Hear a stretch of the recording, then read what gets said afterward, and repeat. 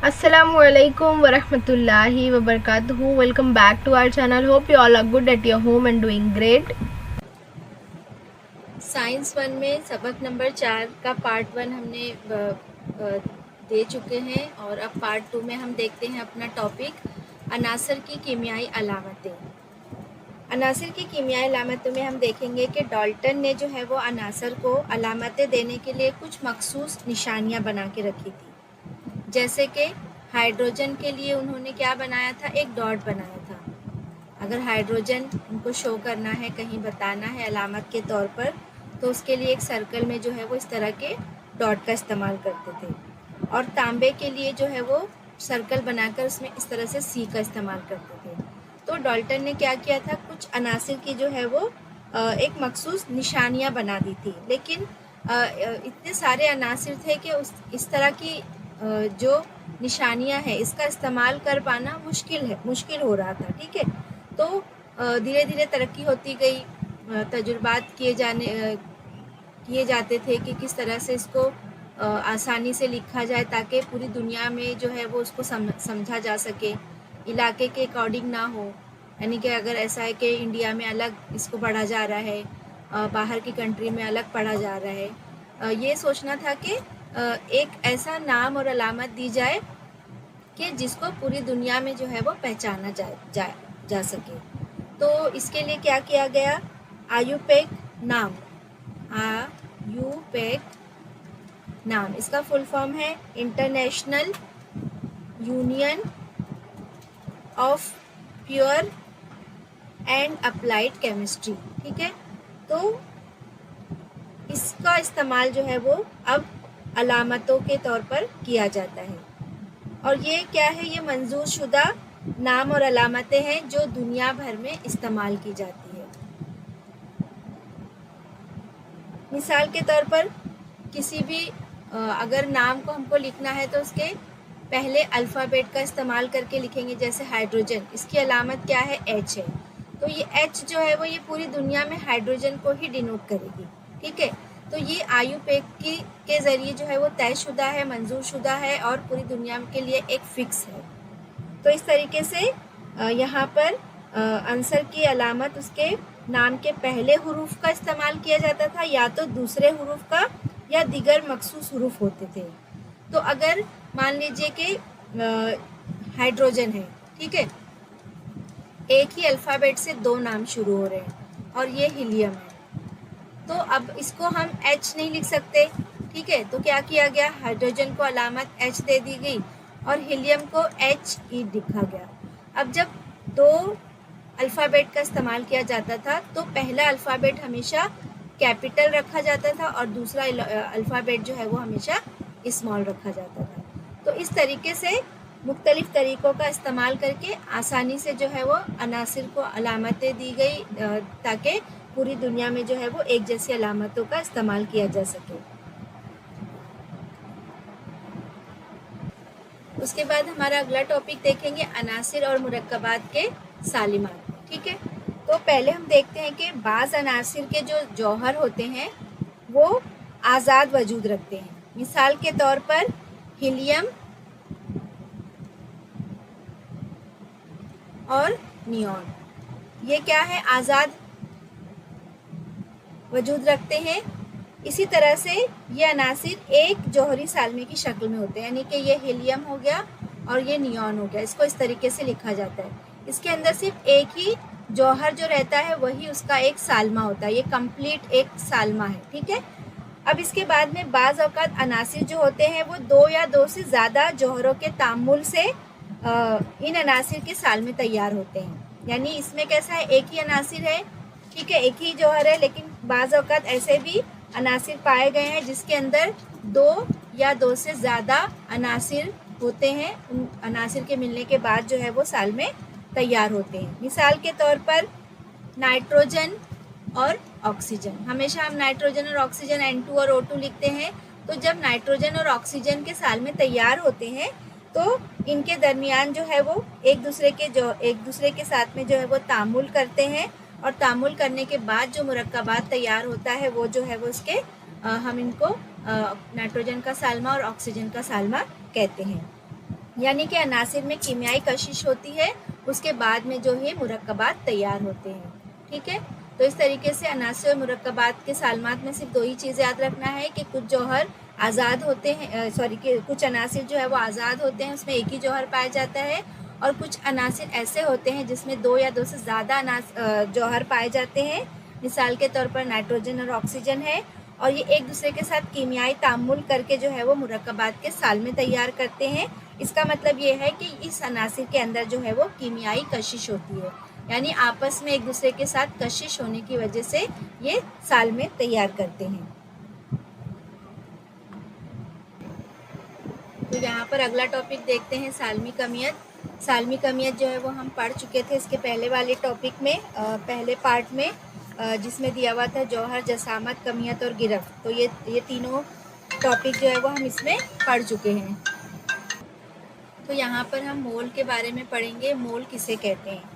तो मोल जो है वो हम कह सकते हैं कि मोल मादे की ऐसी मिकदार होती है जिसके अंदर वज़न जो है वो ग्राम में होगा, वो बराबर होगा डेल्टॉन के, यानी कि मादे के सालमी कमियत की डेल्टॉन कीमत के मसावी होगी। तो हम यहाँ पर लिख सकते हैं कि मोल का मतलब है कि जो वज़न ग्राम में दिया हुआ है वो बराबर होगा वज़न जो है वो डेल्टन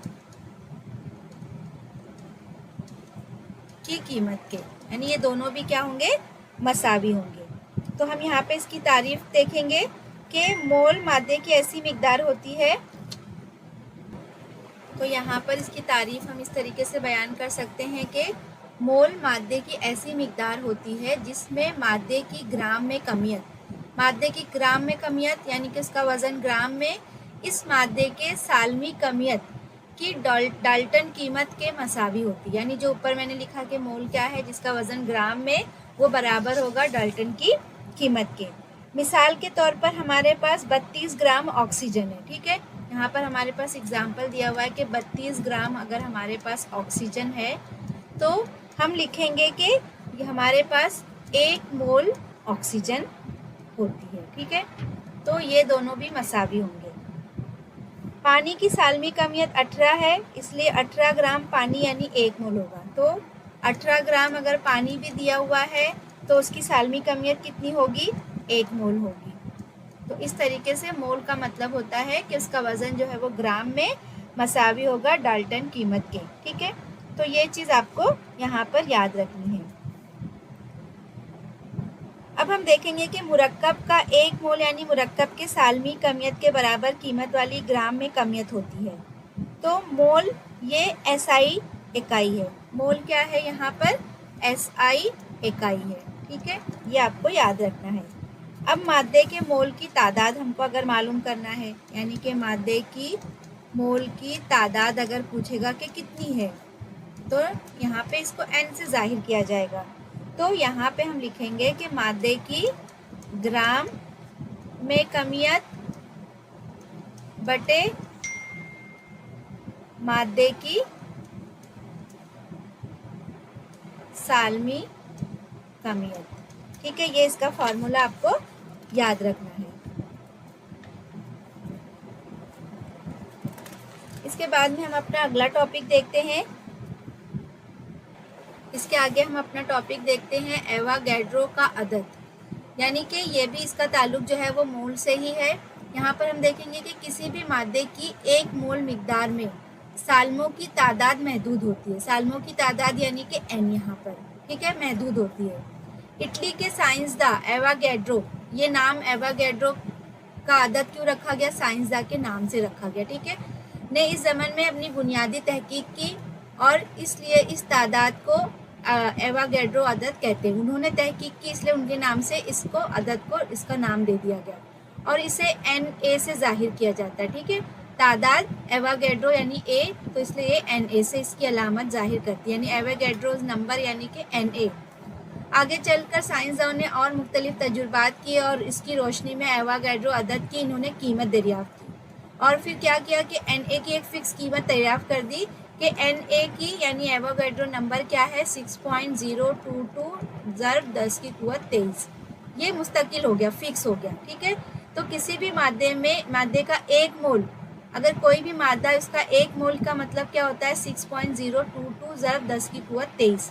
मिसाल के तौर पर 1 मोल पानी यानी कि 18 ग्राम इसमें पानी है, तब इसमें पानी के 6.022 ज़रब 10 की कुवत 23 साल में होते हैं। तो इस तरीके से इसको इस कीमत को फिक्स कर दिया गया और इसको जो है वो एवोगाड्रो नंबर कहा जाने लगा। तो इस तरह से यहाँ पे एक मिसाल दी कि अगर 1 मोल पानी दिया गया है, यानी कि 1 मोल पानी का मतलब है पानी का साल में वज़न कितना है 18 ग्राम है, तो इसका मतलब है कि 1 मोल पानी का मतलब है कि 18 ग्राम पानी, तब इसमें पानी के कितने साल में है 6.022 ज़रब 10 की कुवत 3 साल में होते हैं।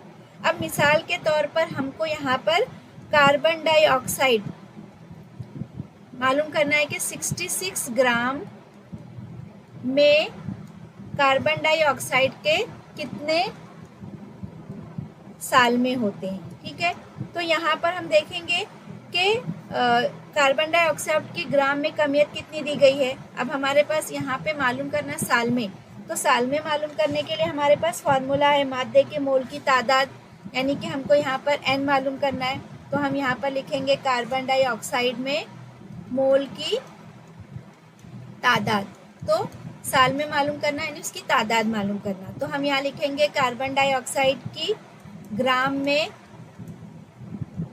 कमियत और उसके बाद में कार्बन डाइऑक्साइड की साल में कमियत। ठीक है, अब देखो कार्बन डाइऑक्साइड की ग्राम में कमियत कितनी दी गई है, यहाँ पे 66 ग्राम कार्बन डाइऑक्साइड है और इसकी सालमी कमियत कितनी है। तो सालमी कमियत मालूम करने के लिए हम फार्मूला पहले पढ़ चुके हैं। ठीक है, तो सालमी कमियत कार्बन कितना है हमारे पास, कार्बन जो है वो 12 है, कार्बन का जौहरी अदद कितना है 12, ऑक्सीजन कितना है 16 और इसका तादाद जो है वो यहाँ पर 2, तो 16 दूनी 32, 12 ज़रब 32 कितने हो गए यहाँ पर 44। तो यहाँ पर इसकी सालमी कमियत कितनी हो गई 44। अब यानी कि इसको हम तकसीम करेंगे तो हमको जवाब मिलेगा 1.5 मोल। ठीक है, तो n की कीमत कितनी हो गई हमारे पास 1.5 मोल। इसका मतलब यहाँ पर कार्बन डाइऑक्साइड में कितने साल में है 1.5 मोल दी गए, लेकिन हमको जब इसको लिखना होगा तो हम कैसे लिखेंगे, यहाँ पर लिखेंगे कि 1 मोल कार्बन डाइऑक्साइड में 6.022 ज़रब 10 की कुवत 23 साल में होते हैं। ठीक है, और हमारे पास क्या जवाब आया, हमारे पास आया कि कितने साल में है 1.5, तो इसलिए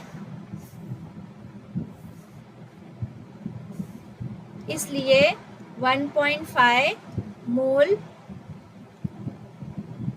कार्बन डाइऑक्साइड में सालों की तादाद तो कितनी होगी, एवोगाड्रो नंबर फिक्स है, इसको हम 1.5 से किसको ज़रब करेंगे 6.022 ज़रब 10 की कुवत 23 को, तो कितना जवाब आएगा यहाँ पर 9.033 ज़रब 10 की कुवत 23। ठीक है, ये हमारा जवाब होगा।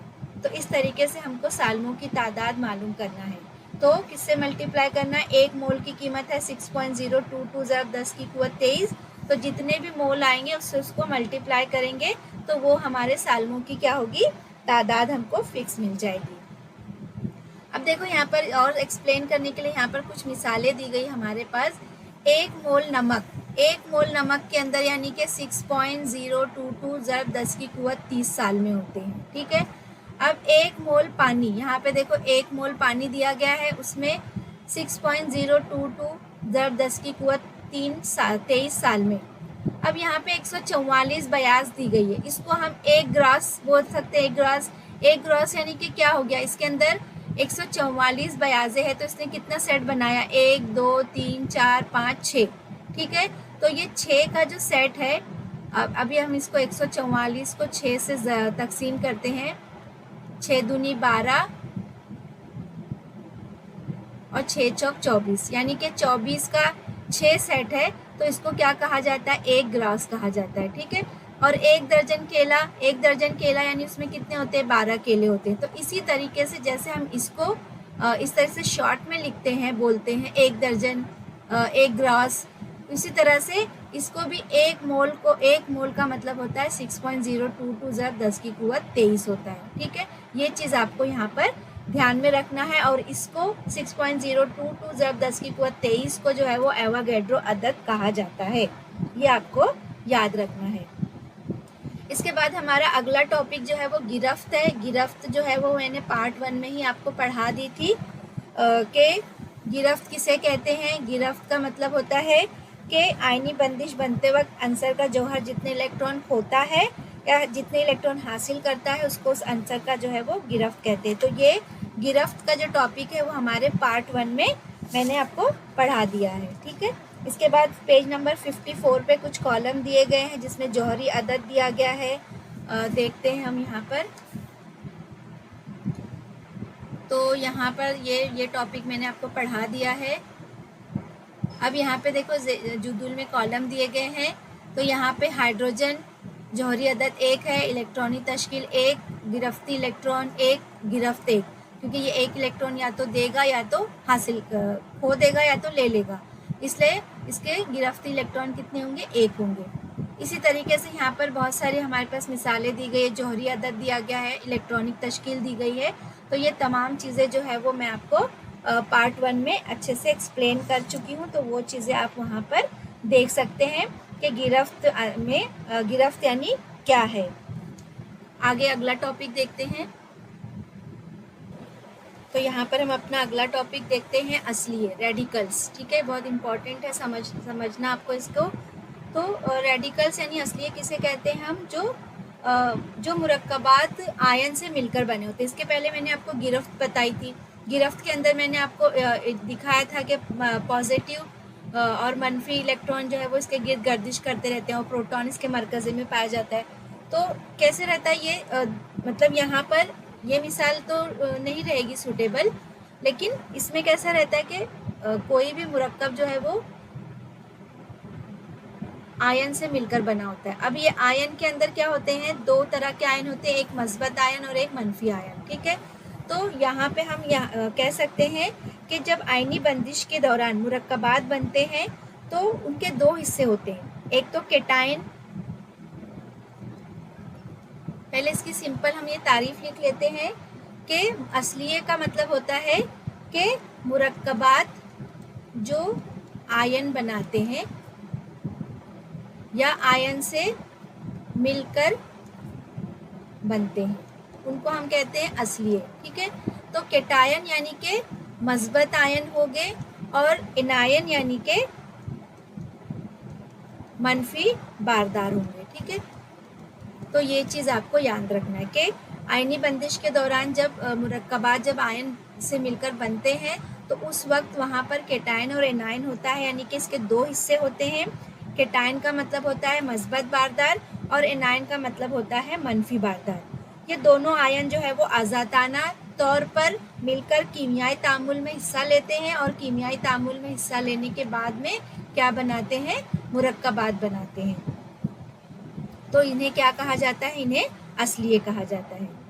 अब इसके बाद में मिसाल के तौर पर केटाइन असलिये की जोड़ी जैसे कि हाइड्रो ऑक्साइड और एनाइन असलिये के साथ बनने वाले असास तैयार होते हैं, जैसे कि सोडियम हाइड्रो ऑक्साइड। तो जो भी केटाइन यानी कि मस्बत आयन जो होते हैं उनकी जोड़ी हम देखेंगे सोडियम हाइड्रो ऑक्साइड, यानी कि लास्ट में क्या होगा, यहाँ पर OH होगा, हाइड्रो ऑक्साइड।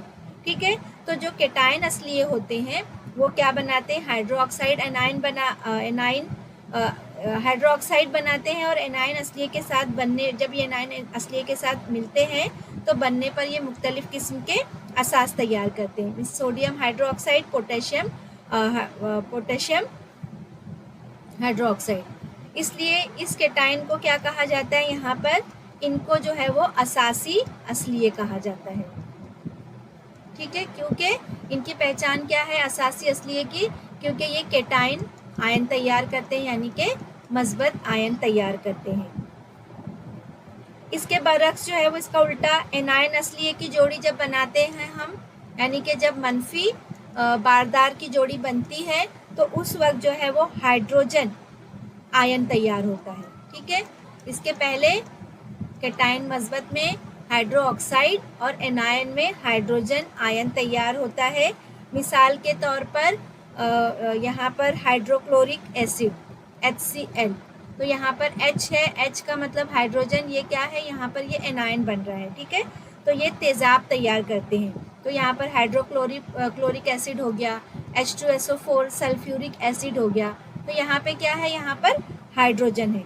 तो यहाँ पर इसको क्या कहा जाता है, तेज़ाबी असलिए कहा जाता है, ठीक है। तो इसकी असलिए की दो किस्में हैं, एक असासी असलिए और एक तेज़ाबी असलिए।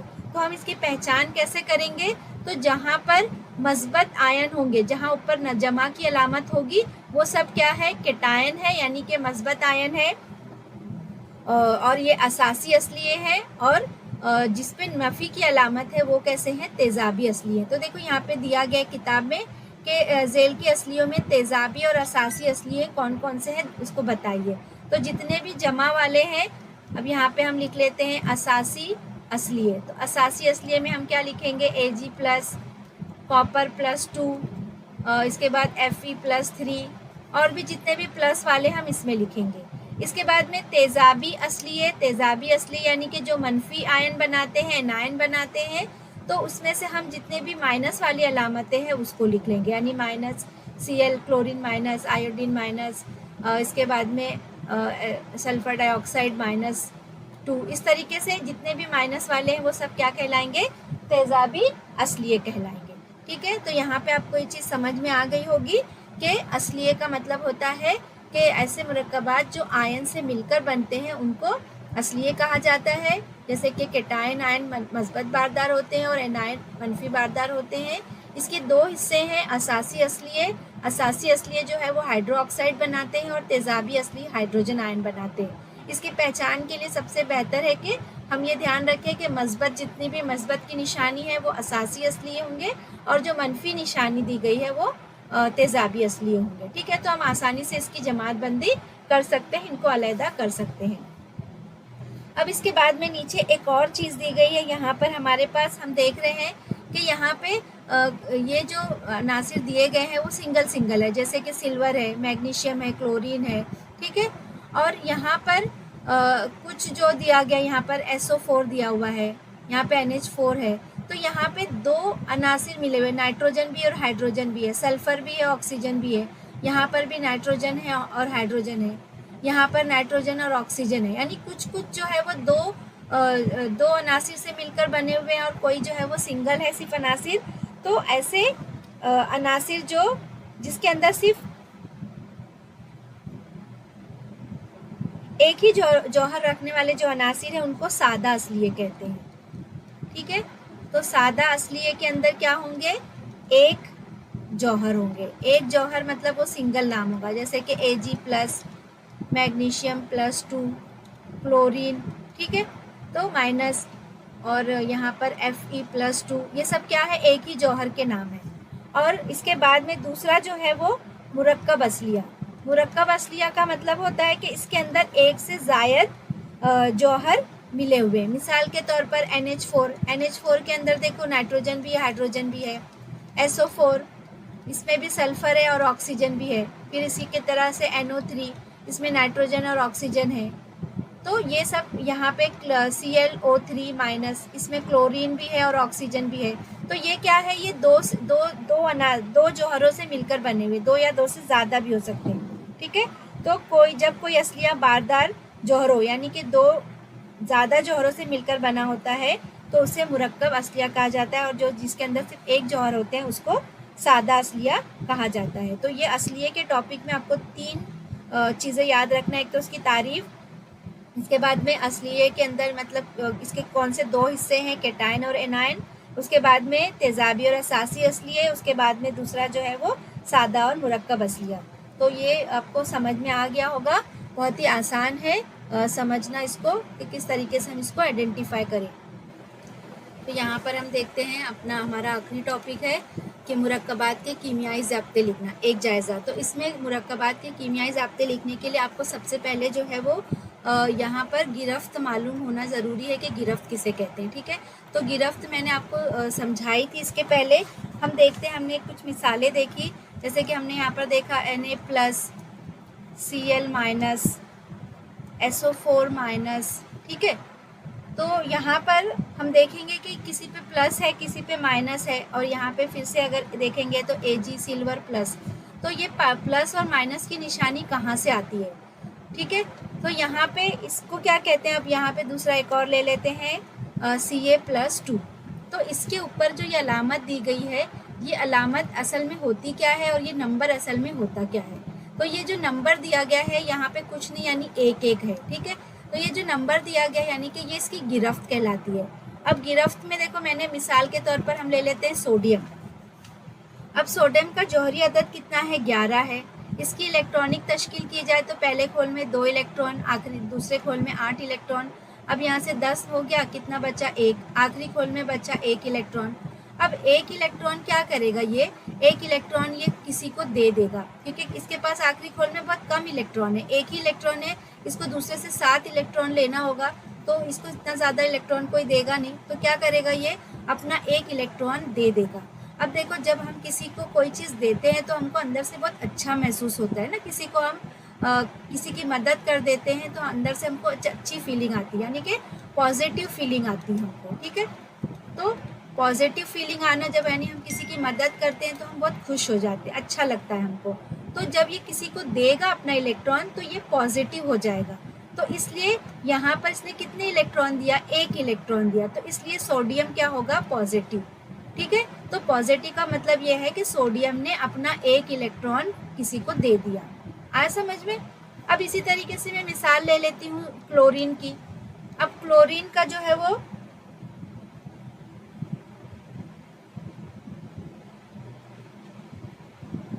क्लोरीन का हम देखेंगे, इसका जौहरी अदद जो है वो,